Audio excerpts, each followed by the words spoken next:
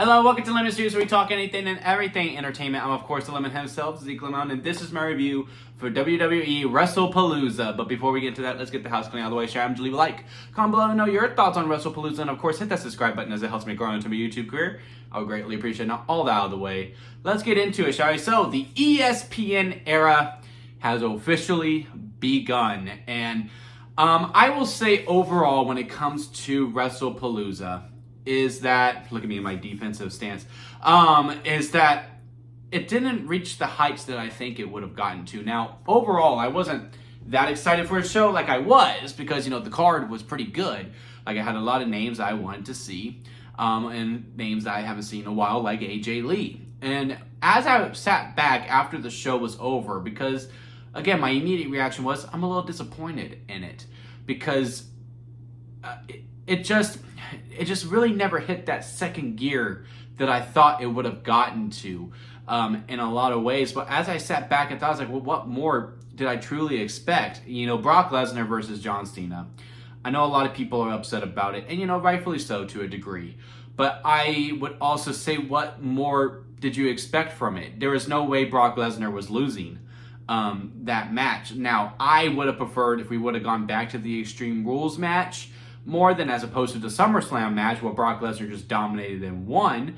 And, whoever he faces next, whether that be a Gunther. But I really did not think overall it was Brock's night. But I knew WWE was like, well, Brock's back. He hasn't wrestled in 2 years, so he needs to win. Cena has been here for the whole entire year. Is on his retirement tour. Yeah, that could probably set Brock Lesnar up into a pedestal in order to become this gigantic, the beast that we've known him to be. And then until someone like Gunther comes along and does beat Brock Lesnar.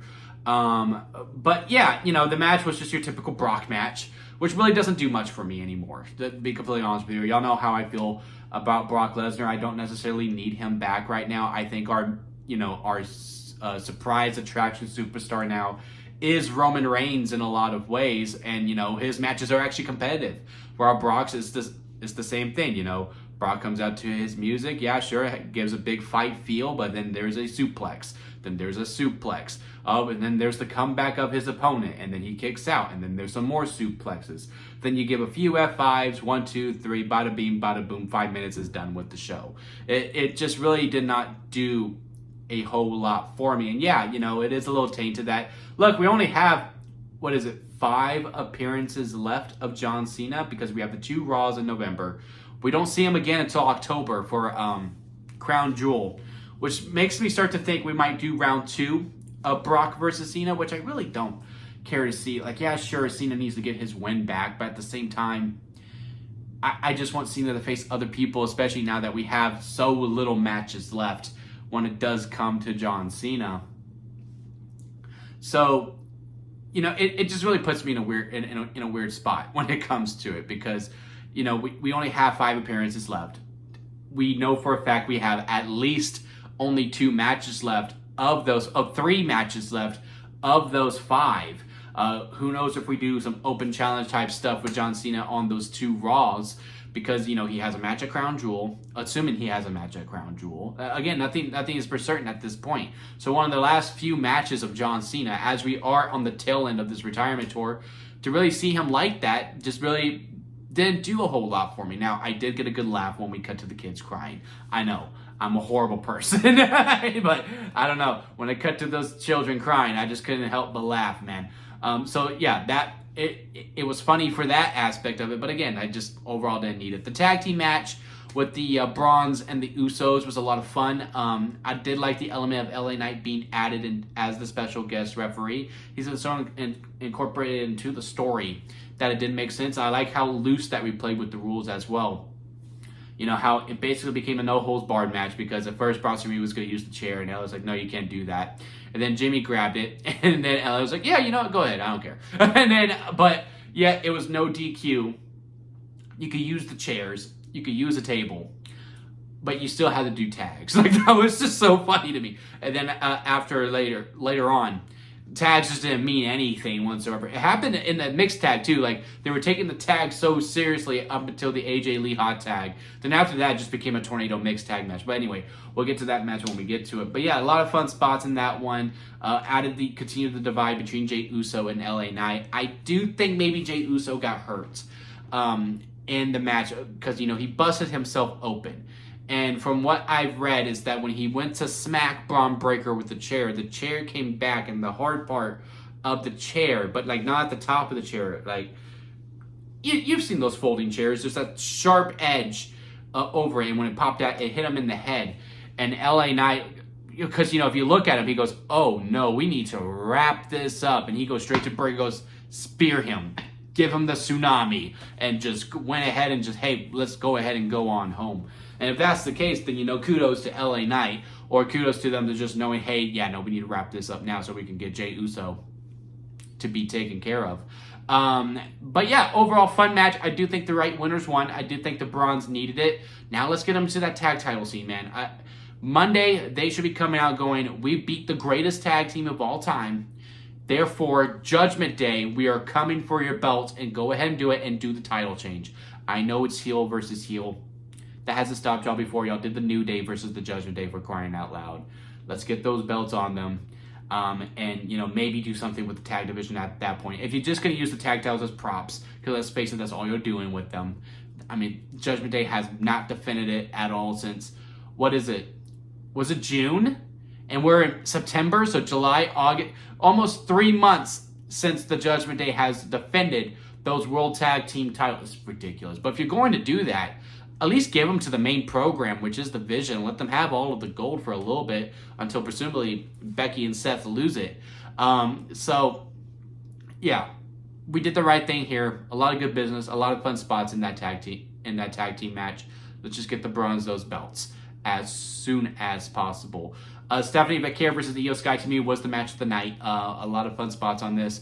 The build up to the Devil's Kiss was a lot of fun. I like how he implemented not necessarily an injury angle when it comes to Io Sky, but when she pumped down the knee pads and then she went to run over, and then she was clearly in much more pain on that because she was so exposed to it. I have no idea what Stephanie did at the end there. It was like some kind of corkscrew moonsault. I know she got a lot of hate for her finisher. I didn't mind it whatsoever. I didn't think it needed to be changed, but if that's going to be the new finisher, then by all means, go ahead. I kind of hope it's like a special attraction finisher, if anything, because again, like, it just looked so effortlessly and it looked so cool when she hit it. So I kind of hope like on Raws, or like when she's in non-title matches, she goes back to the other finisher that she did, but like when she's defending the title and the battle is getting really, really, really nitty-gritty, is that she does pull out that move, and like that's a move that no one kicks out of, because as you'll see, I mean, just throughout this whole entire show, finishers mean absolutely nothing. Like, let's make finishers great again, if anything, because again, they have no, like, anytime someone hits a finisher at some point, I just know for a fact, oh, well, it's the first one, so they're going to kick out. That should only be reserved for WrestleMania, if anything, if you're going to kick out of finishers. But yeah, Stephanie Becker wins the title. Again, I think I would have gone with Io over Stephanie, because again, at that Crown Jewel show, which they did confirm they're going to do champion versus champion. So in that case, I am more okay with it. I do not know what Rhea Ripley does. Maybe she teams with Io to take on the Kabuki Warriors. That could be a lot of fun. I could get into that. But I thought Rhea was going to win the title at Crown Jewel. But because, it does happen on her birthday as well. And, I had this whole fantasy booking all the way up until until WrestleMania. But, hey, it is what it is. But now Io and Rhea can team up to take on the Kabuki Warriors, because Asuka's not going to be happy. I am glad that Asuka did not interfere. I did think she was going to jump into this match. Because, Io said, please don't help me. And Asuka said, fine, I won't. And I thought she was just going to be lying and she was going to come out to go help her. No, she actually let her do it. But Asuka did say, you better win. And she did not win. So I'm very curious to see what's going to happen Monday between them. Goes, oh, well, you didn't want the help. I didn't help you. And there you go. You lost because you need me. You need my help. And then here comes Rhea Ripley going, Asuka, you need to stop. And then, okay, Stephanie has to deal with the Tiffany Stratton or Jade Cargill and Nia Jax at Crown Jewel.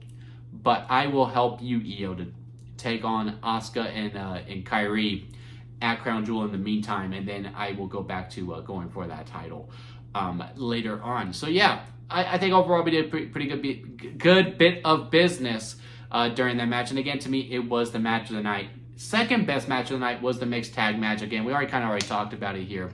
I just like how, tags were so serious, how it took everything to get AJ Lee that hot tag, to actually see her in action. They played it so right, too, because AJ wanted to start the match. Becky's like, nope, I ain't starting the match. And then Becky blind tags in from Seth, and they're laughing. Then here comes AJ, and then Becky runs around, gets the tag in, like, aha, you couldn't get me. And then Seth and Punk really wrestled this whole entire match because, yeah, we're building up to this hot tag. There was a time when Punk was going to get the tag to AJ, but then Becky comes out, distracts the ref. Really did like that bit. But as soon as she does get that hot tag, and AJ goes wild, for the most part, she did not lose a beat whatsoever. Then it just became a tornado tag. And they just all started fighting each other. I was like, who? There was one point in the match where I was like, well, who's even legal? And then my stepmom went, I think the guys are. And then Seth hit the pedigree on CM Punk. 1-2, AJ broke it up. And then Becky hit the manhandle slam, 1-2, kick out. And I think she counted for both of them. I was like, oh, okay. So now it's just a tornado tag. We just transitioned to a tornado tag at some point. It is what it is. And, we're going to talk about these loose rules in a little bit, too, because I do have a gripe about it when it comes to the main event. But, yeah, a lot of fun stuff. I like how we actually had some intergender wrestling a little bit. We had Seth pull the feet under from AJ Lee, and that set Punk off. They started fighting.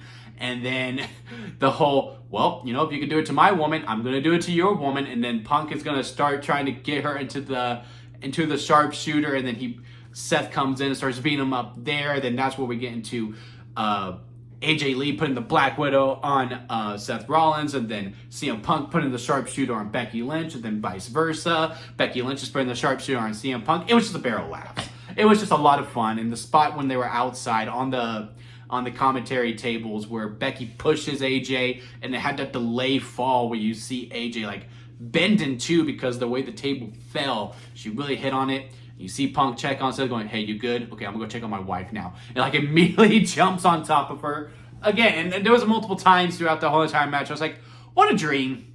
Like on both sides. Because yeah, sure, AJ and Punk really had the spotlight, but people who were just so down to look like goofs. I mean, Seth Rollins doing the skip into the GTS. What a doofus. And I mean that very complimentary. And Becky Lynch with her facials. You're getting to do this with your partner too. You get to look like, get to look like a couple of doofuses with your partner in crime. And you also get to look like super strong baby faces with your partner in crime who you did not think was going to be coming back into the business. It's just, you're doing what you love with the person that you love. You just couldn't help but smile while watching it. Now, you could not watch it if this isn't your type of wrestling, which is fine. But man, I just had a lot of fun with it. Like I said, the best wrestling match overall was Io Sky versus Stephanie McCare. But the most fun match, I would probably argue, was this, because I just couldn't help but smile and like just take the human side of it and going, man, I just know they're having the time of their life, and they're just going, man, I am living the dream. Right now, I am performing in front of over 16,000 people, maybe a little less than that, with the person I love, doing what I've always loved my whole entire life. It truly was just a magical moment to watch for those 20 minutes, and I do recommend it. Now, the main event, which probably shouldn't have been the main event, Cody Rhodes versus Drew McIntyre for the WWE title. I just don't like how people just can't lose. Because look, no matter what, Drew can justify anything. Even if he loses clean, he can spin it. Like even, I would have been fine with just the ref gets out of the way and he runs out, which I do not know why he ran like halfway down the ramp. And then you had that surprise roll-up spot where he had the count for like 8, but Cody was able to kick out 2 because the referee got back in. That would have been just enough. But when we get to the end, especially earlier on within the match, that he does a reverse Alabama slam to Cody into the steel steps, and the ref's like, yeah, that's fine. This here, it's the nature of the business. And then when he gets him outside again, and he's gonna do the Claymore through the announce table like he did, that sent Cody out for 5 weeks, That's when the referee goes, no, Drew, you can't do it. You can't do it. Oh, man, that just irked me a little bit. And, he hits the spot. He's going to go for the Claymore again after one already failed. And, he can't get up, and then that's how Cody gets the W. 1, 2, 3.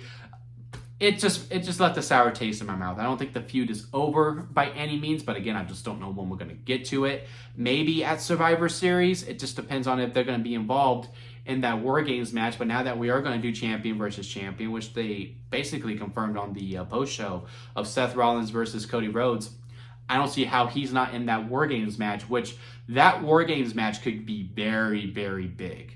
Because now that Paul Heyman and Brock Lesnar, which I did like Paul Heyman coming out to introduce Brock Lesnar again.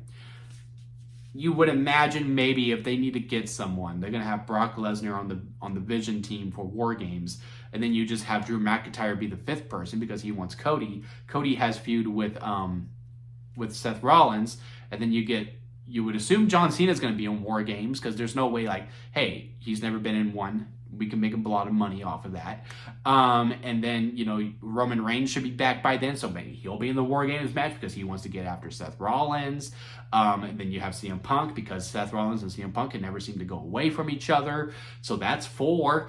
That's some big-ass names in that one War Games match. That's 6 of the 10. And then maybe Jey Uso finishes off, or maybe LA Knight. But yeah, it just seems like after this, when do we get to it? Is it going to be the Rumble? Is it going to be Survivor Series? Because again, Cody's going to be occupied with the Crown Jewel match on it. I don't know if there's a Saturday Night's Main Event in between that maybe we can do it for then. That's the one in Salt Lake City. So okay, so we have something there. But yeah, overall, again, it was a fine show. It was really nothing to run home about. It's definitely not 16 minutes long worth, which is what I am at right now. So I do apologize for it.